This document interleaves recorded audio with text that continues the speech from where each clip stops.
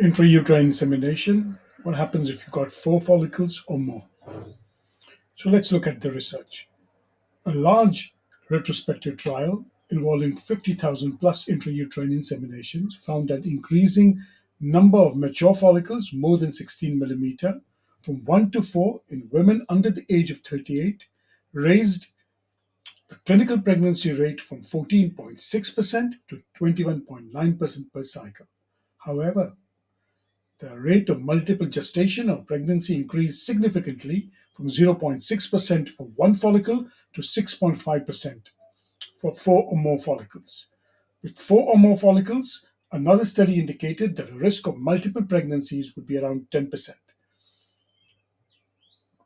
And this is again when four mature follicles were present. Again, remember, these are all retrospective studies.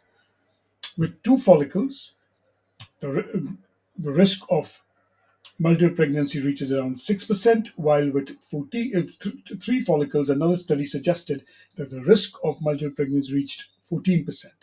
There's been another study which covered close to 11,500 women, which noted that four mature follicles increase the risk of multiple pregnancies by 10% per pregnancy. How Now, for some women over 40, the same studies suggested that up to four follicles increase the chance of odds of pregnancies.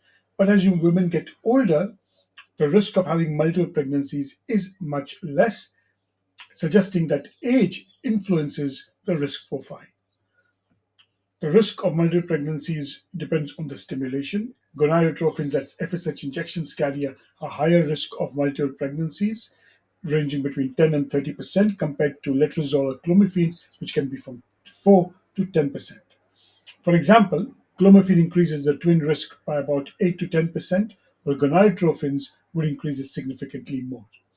Younger women have a higher risk of having multiple pregnancies with more follicles due to better egg quality and ovarian response.